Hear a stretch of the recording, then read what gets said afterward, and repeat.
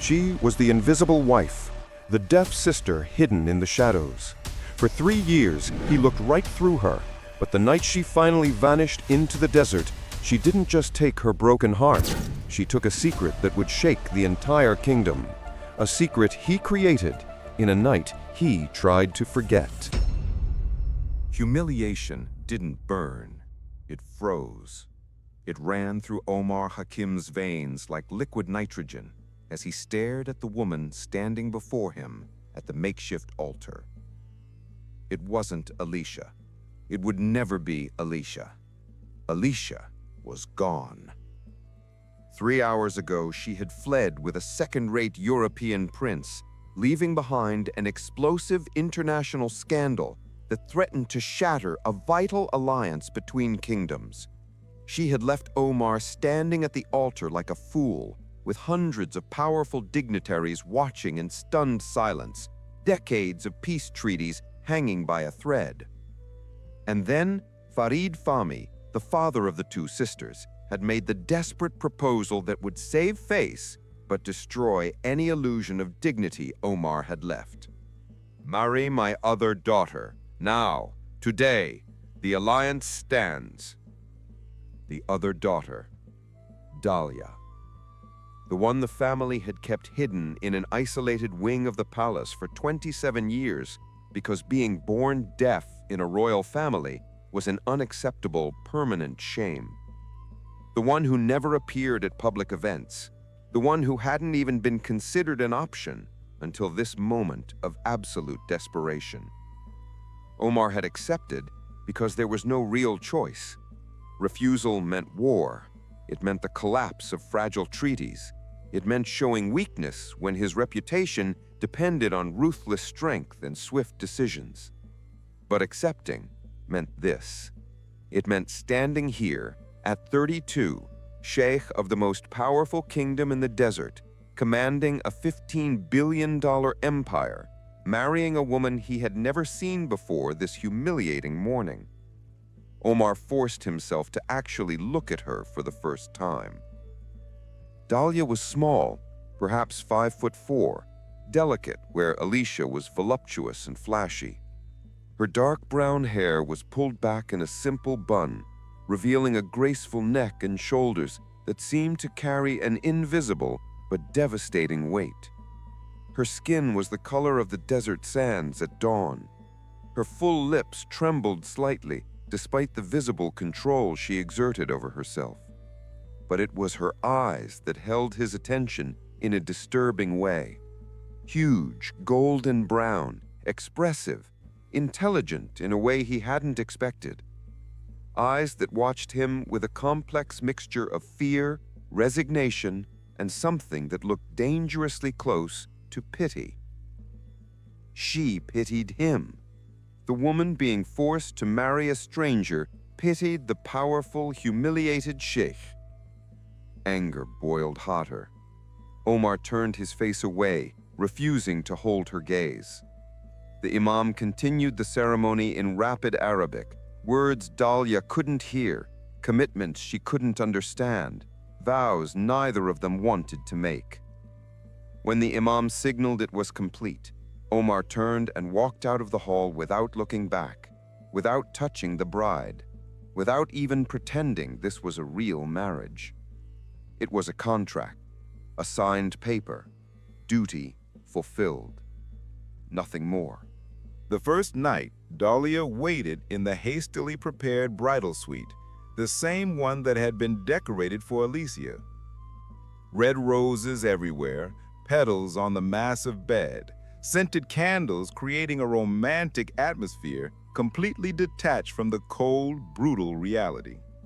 She waited 3 hours, wearing the white lace nightgown the maid had insisted she wear, sitting on the edge of the bed with her hands clasped in her lap, watching the door that never opened. Omar didn't come. Not that night, not any night for the next 3 years. Dalia learned quickly how her marriage worked. She lived in the immense palace of marble and gold, had expensive clothes she never wore, precious jewels that remained locked away. servants who learned sign language to attend to her, a direct order from Omar she never fully understood. But her husband? Her husband was a ghost, a presence she felt but never reached. They dined together twice a week in a formal dining hall where the table seated 20 but only seated 2 at opposite ends. Omar ate in silence, eyes on his phone or documents, answering the polite questions she asked through an interpreter with short, definitive monosyllables. They attended official events where he introduced her as my wife, Dalia, with a neutral, professional voice, placing a hand on the small of her back to guide her in public, the only touch she received, brief and protocolar and completely devoid of warmth. They slept in opposite wings of the palace. She would return to her quarters after events, past the closed door of his room, and wonder what she would have to do for him to actually see her. Because Omar never looked at her, not really. His eyes slid over her as if she were furniture or decoration, focused on points above her head or beyond her shoulder, avoiding direct contact with surgical precision. And he never tried to learn sign language. He spoke at her only through interpreters, gave orders that were translated, received answers that were interpreted. There was always a person, a wall, a barrier between them. Dalia understood the implicit message with painful clarity. She wasn't worth the effort.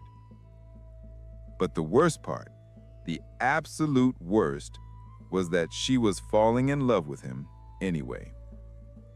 Falling for the man who treated her as a fulfilled duty and political obligation, for the sheikh who commanded the kingdom with iron justice, but never had a kind word for his wife, for the Omar she secretly watched from afar, studying every expression on his handsome, stern face, learning to read his lips when he spoke to others, memorizing every movement and habit.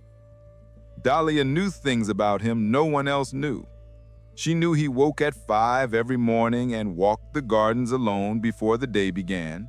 She knew he preferred his coffee bitter and strong, no sugar. She knew he tensed up when dealing with his chief advisor and relaxed slightly when his young nephew visited. She knew he read classic Arabic poetry late at night in the library, thinking he was alone. She watched him from a distance, invisible as she had always been, collecting pieces of him that would never be hers. And every night, Dalia wrote letters she never sent, letters confessing an impossible, pathetic love, letters describing how her heart raced when he entered the room even without looking at her, letters begging him to see her just once, really see her. But the letters stayed hidden in the locked drawer of her desk, because she knew if he read them, he would feel only pity, and pity was worse than indifference. So Dalia pretended she was fine with this empty marriage, pretended it didn't hurt to wake up every day invisible to the only man she wanted to see her, pretended that 3 years of loneliness inside her own marriage weren't tearing something essential apart inside her. She pretended and continued loving in complete and devastating silence. What Dalia didn't know was that Omar was equally obsessed, but hiding it behind a mask of ice and absolute control. Since the first night of their marriage, when he had forced himself not to go to the bridal suite because he knew if he touched her even once, he wouldn't be able to maintain the necessary distance, something inside him had cracked and begun to bleed silently. Because Dalia wasn't what he expected. She wasn't a weeping victim or bitterly resigned. She was strong in a way he hadn't predicted, hadn't prepared himself to face. The dignity with which she accepted the emergency marriage without a single tear, The way she learned the palace routine in weeks and adapted without complaint. The way she smiled at the servants' children in the garden, using her hands to tell stories they didn't fully understand but adored anyway. The infinite patience when he treated her with protocolar coldness he knew was cruel. Omar watched her secretly, watched how she tended the rose garden every morning, touching the petals with a tenderness he would never receive. Watched how she read in the library, completely lost in books, her face lighting up in a way that made his chest tighten. Watched how she stood on her bedroom balcony looking at the desert sunset, an expression of loneliness so profound he recognized it because it mirrored his own. And he hated himself. Hated himself for putting her in that situation. Hated himself for lacking the courage to get close. Hated himself for wanting her so desperately when he knew she deserved so much more than a husband who treated her like a checked box. Because Omar was afraid. Paralyzing, destructive fear. Alicia had shattered him. Not because he loved her, he knew now he never really had, but because the public humiliation, the rejection before hundreds of witnesses, had exposed a vulnerability he couldn't allow. It had shown that all the power and money and status in the world didn't guarantee someone actually wanted him. And Dalia? Dalia looked at him with those huge golden eyes, and he saw pity in them. Pity for the powerful sheikh rejected by his bride. Pity for the man who married the defective sister out of obligation. Omar couldn't stand pity. He preferred indifference to pity. So he kept his distance. Refused to learn sign language because that would mean real intimacy, true communication, an opening he couldn't permit. He ordered the servants to learn so she would be well treated, but he himself never tried to form a single sign. Because if he learned her language, he would have to talk to her. And if he talked to her, he would discover who she really was. And if he discovered that, he would fall completely in love. And falling in love meant vulnerability. It meant risk. It meant the possibility of being rejected again. So Omar protected himself through coldness, through distance, through the silence that grew between them like an unbridgeable abyss. But the obsession grew. It grew like a slow, constant fire he couldn't put out. It grew in stolen glances when he thought she wasn't looking. It grew in the way he memorized every detail of her. How she tucked her hair back when concentrated. How she bit her lower lip when nervous. How she had a small dimple on her left cheek when she truly smiled. It grew in the tension that consumed him when they were in the same room. In the way his body became hyper-aware of her presence, tracking every movement without even looking directly.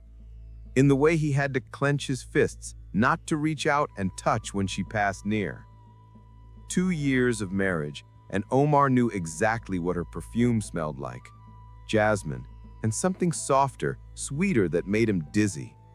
He knew she had a small scar on her left wrist from falling out of a tree at 8. He knew she preferred mint tea at breakfast and read Persian poetry at night.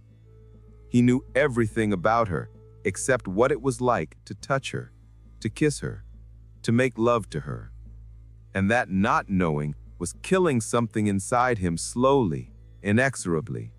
The shift happened on a stormy night in the desert, 2.5 years into their empty marriage. Omar returned from a business trip to the northern border where there had been an ambush by a rebel group. He escaped, but took a grazing bullet to the shoulder. Nothing serious, but painful enough that the doctor prescribed strong painkillers. He took a double dose because the pain was annoying and he had important meetings in the morning. He didn't consider that strong painkillers plus extreme exhaustion plus moderate blood loss would result in a dangerous altered state of consciousness. At 3 a.m., Omar stumbled through the palace corridors, lost in drugs and pain, trying to find his own room but unable to remember which door was the right one. Everything spun slightly. The walls seemed to move. Then a door opened and she was there. Dalia, in a light blue satin nightgown that hit mid-thigh, hair loose and falling in waves over her shoulders, eyes wide with concern when she saw his state. She moved fast, grabbing his arm to steady him, guiding him through the door. Omar tried to protest, but the words came out slurred and meaningless. He tried to pull away, but his feet wouldn't obey commands. Dalia led him to the bed, her bed, he realized vaguely, and tried to make him sit. But in the process of lowering his weight, Omar lost his balance completely, pulling her down with him. She fell onto him on the bed, light and soft and smelling of jasmine that invaded his senses like a drug more potent than any painkiller. Omar should have gotten up, should have left, should have maintained the control he had rigidly exerted for 2.5 years. But he was altered by meds and exhausted from blood loss, and she was there, finally there, her small body pressed against his, breathing fast, huge golden eyes looking at him with concern mixed with something warmer and more dangerous. "Dalia, She placed her fingers over his lips, silencing him. Then she replaced her fingers with her mouth. The kiss was tentative at first, hesitant, as if she expected him to push her away. But Omar didn't push. He couldn't. 2.5 years of repressed hunger exploded all at once. He pulled her closer, impossibly closer, rolling so she was beneath him. His hands, which had never touched her beyond a protocol or brush, now explored frantically the curve of her waist, the softness of her hips, the warm, smooth skin of her thighs. Dalia arched against him, her fingers burying in his hair, opening her mouth under his in an invitation Omar accepted desperately. Tongues met, tasted, claimed. Her nightgown disappeared. His shirt was ripped off, and then there were no more barriers, no more control, no more anything except skin against skin and urgent primitive need. When he finally filled her, it was with a hoarse groan that came from somewhere deep and wounded inside him. Dalia held his face between her hands, forcing him to look into her eyes, and there were tears running down her temples, but there was also something that looked dangerously close to love. Omar moved, establishing a rhythm that was desperate and uncoordinated but absolutely perfect. She moved with him, bodies finding an ancient, instinctive sync, climbing together until they both shattered simultaneously. He collapsed onto her, burying his face in her neck, inhaling the jasmine scent, murmuring words she couldn't hear, words of love and need and apologies for all the wasted time. And then darkness claimed him, dragging him into a deep sleep induced by meds and exhaustion. When Omar woke 12 hours later in his own room, he had no clear memory of the previous night. Confused fragments, vague sensations, the impression that something had happened but unable to separate reality from fever dream. He assumed it had been a hallucination, a fantasy produced by the toxic combination of painkillers and blood loss. Because it couldn't have been real. He would never break control like that, never allow himself that vulnerability. And Dalia? Dalia woke up alone in bed, body still aching in a delicious way, heart broken in a devastating way, because she knew it had been real and intense and transformative. But the next morning, when they crossed paths in the hallway, Omar looked through her as he always did. No recognition, no warmth, no memory of that night where they had finally been one. Dalia understood. He didn't remember, or he was pretending not to remember because he regretted it. And she felt more invisible than ever. 3 months later, Dalia realized her period hadn't come again. She waited 2 more weeks before gathering the courage to take the test. And when the 2 pink lines appeared, indisputable and permanent, her world stopped completely. Pregnant. She was pregnant. From a night Omar didn't remember. From a moment of real connection in 3 years of empty marriage. From something that had been an accident, a medical emergency, a lapse in judgment on his part. Panic took over first. How would she tell him? How would she explain?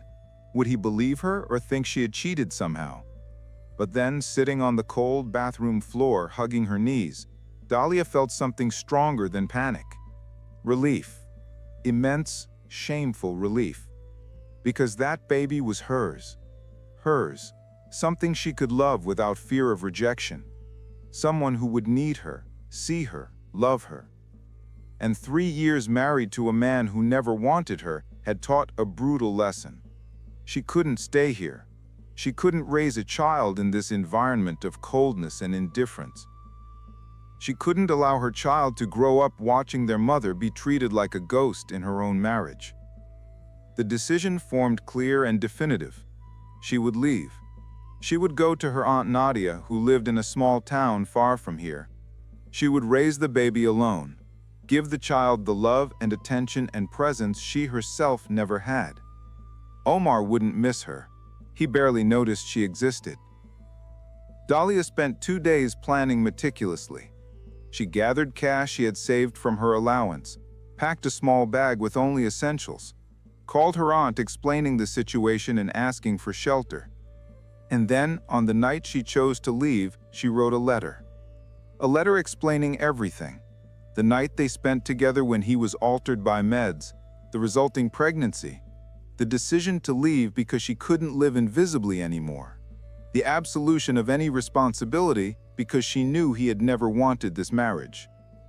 Dalia placed the letter on his office desk, took her small bag, and left the palace at 2 a.m. without looking back. Omar returned from an official dinner at 3 a.m., exhausted from fake smiles and empty political talk. He entered his office to drop his jacket and saw the white envelope on the desk. No return address, just Omar written in calligraphy he immediately recognized as hers. Curious and vaguely worried, he opened it, and his world collapsed completely. Her delicate feminine handwriting told an impossible story. The night 2.5 months ago when he came back wounded, high on painkillers, lost in the corridors, how she found him, helped him, and then it happened. I know you don't remember. I saw in your eyes the next day that for you it was a dream or hallucination, but it was real, and it resulted in a consequence that will change my life completely. She was pregnant with his child, with the son conceived on the only night in 3 years where the masks fell and they were truly husband and wife. And she had left. I can't live invisible in my own marriage anymore. I can't raise a child watching their mother be treated like a ghost. You did your duty, Omar. The alliance was preserved. 3 years are enough. I release you from the obligation you never wanted. I will raise our child alone, far away, and you can go on with your life as if I never existed, because deep down, to you, I never really did. Omar read the letter 3 times, then 5, then 10. Every word was a knife, piercing the armor of coldness he had built so carefully, revealing the bloody truth underneath. He remembered. God, how he remembered. Fragments rushed back now with brutal clarity. Her scent, the softness of her skin, those golden eyes looking at him with emotion he couldn't name at the time, but recognized now. Love. She looked at him with love, and he pretended he didn't remember because it was easier, because acknowledging it would mean breaking control. It would mean admitting he wanted her. It would mean vulnerability that terrified him. But she was pregnant with his child, and she had left because he had treated her so badly, with such coldness, that she preferred to raise a child alone than continue being invisible beside him. The panic that flooded Omar was unlike anything he had ever felt. It wasn't fear of war or loss of power or political humiliation. It was absolute terror of having lost the only real thing in his life, the only person who saw him for who he was and loved him anyway. The woman he had pushed away so hard, she finally gave up. Omar grabbed the phone, hands trembling violently. Mobilize everyone, now. Find my wife. Use every resource. I want her located in 3 hours. Sir, it's 4 a.m. Now!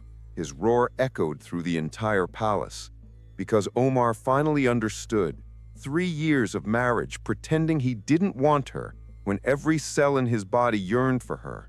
3 years pushing her away because he was afraid of vulnerability. 3 years wasted in cowardice when they could have been happy. And now she was pregnant and alone and thinking he didn't care. He cared. God, how he cared. She was everything, had been from the start. He had just been too stupid, too scared, too damaged to admit it. But no more. No more coldness, no more distance, no more silence. Omar was going to find her. He was going to bring her back. He was going to spend the rest of his life proving she wasn't invisible, that she never was, that he had seen her since the first moment, but was too cowardly to let her know. Even if it took days, even if she resisted, even if he had to get on his knees and beg, and completely shatter the pride he had protected for 3 whole years. He was going to bring her back, or die trying. Dalia arrived at Aunt Nadia's small, modest house at dawn, exhausted from the long bus ride, emotions swinging between relief at having escaped and devastating sadness at having left behind the only man she would ever love. Nadia opened the door before she even knocked, pulling her niece into a tight hug that finally made the tears fall. "Come, Habibti, you're safe now. Safe, but not whole. Never whole again." Dalia spent the next 3 days in a strange daze. She helped her aunt with chores mechanically, ate when she remembered, slept in irregular bursts interrupted by dreams of intense black eyes that would never truly see her. And then, on the afternoon of the 3rd day, someone knocked on the door with an urgency that made both women jump. Nadia opened it and froze completely. Omar Hakim was there, the most powerful sheikh of the desert, wearing a rumpled suit, stubble on his jaw, eyes red like he hadn't slept in days, the expression of a man on the verge of total collapse. "Where is she?" His voice came out hoarse and desperate. Nadia stepped aside in silence, pointing to the living room where Dalia stood like a statue, suitcase ready by her side because she had planned to run again if he showed up. His eyes met hers, and something in his face broke completely. The control, the coldness, the perfect masks he had worn for 3 years. There was total vulnerability there, terror of losing her, naked, raw, desperate love he didn't try to hide anymore. And then Omar did something unthinkable for a man of his status and power. He fell to his knees. He fell to his knees before her on the simple floor of her aunt's house, not caring about dignity or pride or appearances. And he raised his hands. His hands formed signs, perfect, clear, deliberate signs in Arabic Sign Language. "I love you." Dalia gasped, her legs nearly giving out. He had learned. His hands continued, trembling but determined. Always loved. Since first night, when I saw dignity in the way you looked at me. Tears were streaming down his face now, without shame, without trying to hide. Was afraid to feel this for someone again after Alicia humiliated me. Was afraid of vulnerability. Was afraid to love you and you reject me. His hands dropped briefly, shaking violently, then went back to signing. I was an idiot. I was a coward. Wasted 3 years when we could have been happy. Treated you like a ghost when you were the only real person in my life. Dalia was crying too now, tears falling unchecked as she watched the man who had ignored her for 3 years completely shatter his pride at her feet. You are strong. You are beautiful. You are worthy. You are perfect. I don't deserve you, but I am begging anyway. Omar took her hands, holding them against his chest where she could feel his heart beating wildly. Come back, please. Come back with me. Let me spend the rest of my life proving you are not invisible, that I see you, that I always saw, that you are everything. Dalia could barely see through her tears. Her hands signed back, shaking so much she barely formed the signs correctly. Why now? Why 3 years ignoring me? Omar let go of one hand just to wipe his own tears before signing again, faster now, desperate for her to understand. Because I knew that if I touched you once, I would never be able to stop. If I learned your language, I would have to talk to you.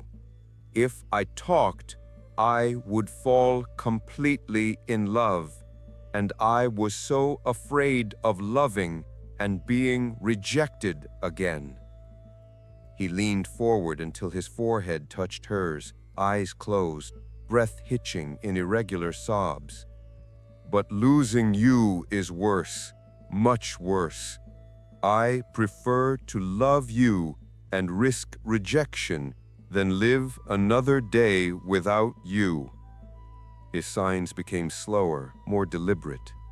Our son, our baby, I want to be there, want to see you grow pregnant, want to feel kicks, want to be in the room when born, want to be a real father, not distant father, want real family with you. His hands dropped again, this time cupping her face between his large, warm palms, gently forcing her to look into his eyes. Forgive me, he signed with one hand, while the other held her chin. Please forgive me, and give me a chance to do it right this time. Dalia looked into the black eyes that had ignored her for 3 years, but she didn't see indifference now. She saw love, desperate, scared, vulnerable love. She saw a broken man begging for a second chance. She saw the future she had wanted for so long, finally within reach. But there was also fear, fear of believing, fear of opening up again, fear that he would change his mind, that the coldness would return, that she would become invisible again. Her signs came out slow, heavy with conflicting emotion. I have loved you for 3 years. I was dying invisible, was disappearing little by little, and you never noticed. I noticed every day, saw you wither, saw the light in your eyes dim, and hated myself for it, but couldn't stop being afraid. And now, fear is gone? No, still have fear. Fear of not being good enough, of disappointing you, of you realizing you can have someone better. He pulled her hands to his lips, kissing her palms gently. But I am willing to be afraid if it means having you with me. I am willing to be vulnerable if you teach me how. Dalia felt her defenses crumbling, felt the love she had guarded so carefully overflowing, felt hope igniting for the first time in 3 years. But she needed to know, needed to be sure. How did you learn sign language?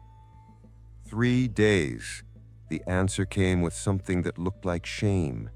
3 days without sleep, without eating, just studying, because I needed to be able to speak to you in your language, needed to show that you are worth the effort. Something melted inside her. 3 days. He had crammed a complex language in 3 days because he was desperate to communicate with her. Do you really want this? Want me? Want our baby? Omar stood up finally, pulling her with him, both hands holding her face as if she were the most precious thing in the world. Want you more than next breath. Want to wake up with you in my arms. Want to talk with you for hours. Want to know every thought, every dream, every fear. Want to see you grow pregnant with our son.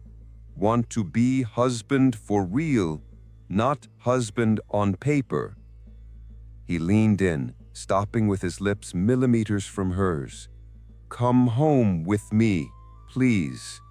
And Dalia, who had been invisible for 3 whole years, who had left because she couldn't stand not being seen anymore, finally felt completely visible. Yes, she signed, smiling through tears. Yes, I will come. The kiss Omar gave her was different from the kiss that night months ago. It wasn't urgent or desperate or confused by meds. It was a promise. It was a commitment. It was love declared without masks or defenses. When they parted, Omar signed one last thing. Never again. Silence between us.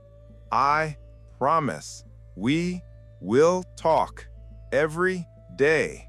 You will teach me everything I don't know, and I will spend whole life proving that you are seen, loved, essential. The next 6 months were a complete transformation. Omar kept every promise. Every day he practiced sign language, improving constantly, talking with Dalia for hours about everything and nothing. He learned her dreams, traveling the world, studying literature, having a huge garden. He learned her fears, never being enough, being abandoned again. He learned her tastes, mint tea, Persian poetry, sunsets over the desert. And she learned about him, about the lonely boy who grew up with crushing expectations, about the man who built masks of coldness to protect a heart that was too soft, about the sheikh who yearned for real connection in a sea of falsehood. They dined together every night, not at opposite ends of a huge table, but sitting side by side where he could hold her hand while they ate. They slept in the same room, in the same bed, bodies entwined every night. Omar placed his hand on her growing belly constantly, smiling when he felt kicks, signing to the baby. He hired specialized interpreters to be available 24 hours a day. He learned lullabies and sign language. He transformed an entire wing of the palace to be fully accessible. When Dalia went into labor, Omar was by her side every second. He held her hand, wiped her sweat, signed encouragement when she thought she couldn't take it anymore. And when the baby was finally born after 12 exhausting hours, when the doctor placed the tiny boy in her arms, Omar wept openly. He is perfect, he signed with one hand while the other gently traced his son's tiny face. Our perfect son. But then, in the following days, they noticed something. The baby didn't react to loud sounds, didn't turn when spoken to, didn't startle at sudden noises. Tests confirmed it. The boy was born deaf, just like his mother. Dalia held her son against her chest, silent tears falling as she processed it. Part of her had hoped, wished the baby wouldn't inherit what her family had always called a defect. that he wouldn't have to go through life as she did, always on the margins, always different, always invisible. But then Omar took her face in his hands, forcing her to look at him. He is just like his perfect mother. The signs came slow, deliberate, heavy with meaning. And he will grow up knowing he is perfect, exactly as he is. Tears continued to fall, but now they were tears of relief and gratitude. Not afraid, she signed, that he is different, that people will judge? People always judge, Omar replied, kissing her forehead gently. But our son will know he is loved, will know he is seen, will know that being deaf is not a defect. It is just part of him. He took the baby into his large, careful arms, looking at his son with love so intense it was almost palpable. I will transform whole kingdom if necessary. Everyone will learn signs. Everyone will see that being deaf is not less. It is just different. That night, Omar issued an official decree. Sign language would be taught in all schools in the kingdom. Interpreters would be trained and made available for free. Public events would have simultaneous interpretation always. And they chose a name for their son together, signing options to each other until they found the perfect one. Rauf al-Zahir. Omar signed the meaning for Dalia, eyes shining with emotion. Name means the kind man whose presence shines. Perfect, Dalia signed, smiling through happy tears. Perfect name for perfect baby.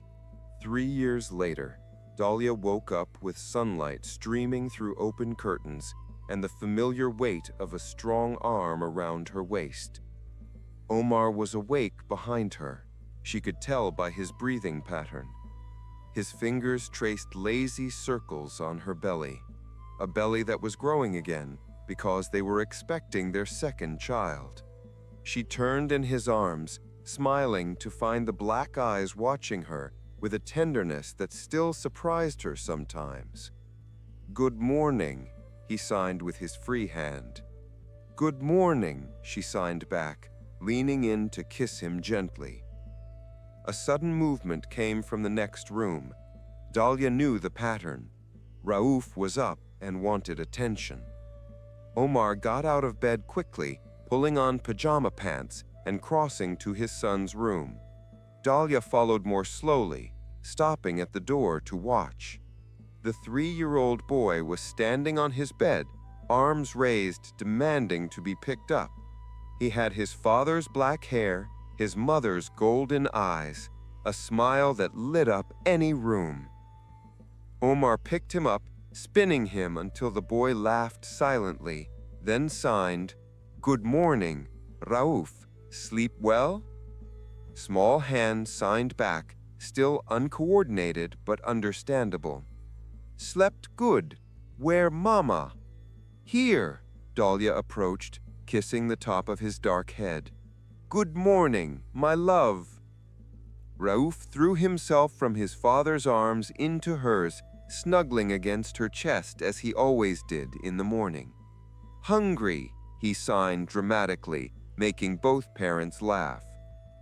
At breakfast, the family sat together at the smaller table Omar had ordered made, an intimate size, not a massive protocolar table.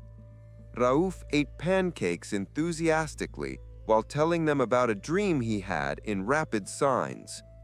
"And then Big Dragon came, but I was not afraid because Baba was with me.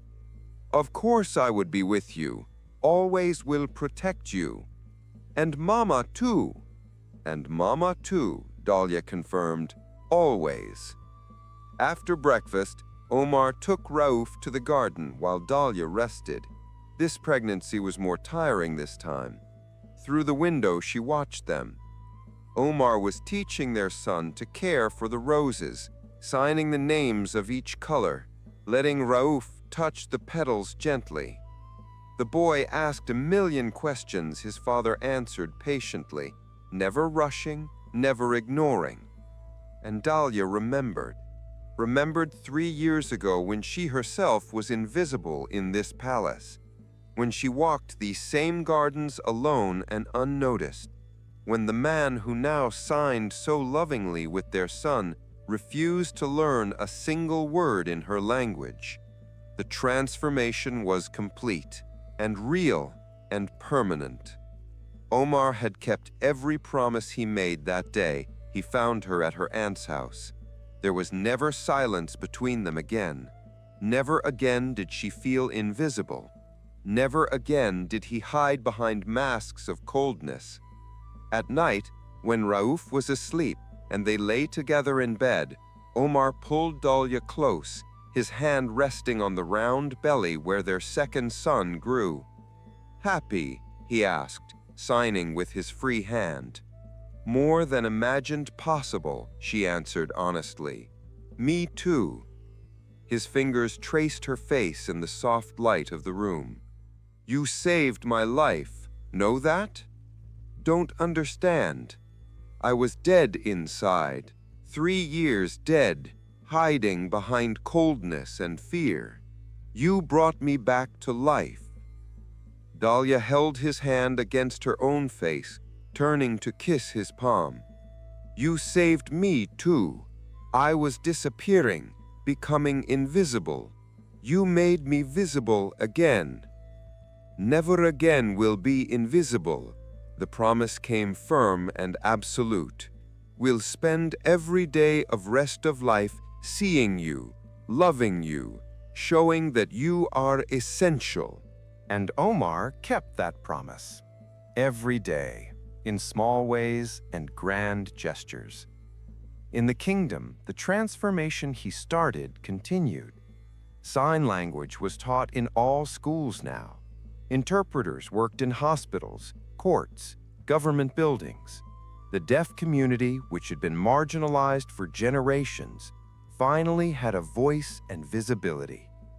And it all started because a proud sheik learned to kneel, because a scared man learned to be vulnerable, because someone powerful discovered that true strength doesn't come from control, but from openness.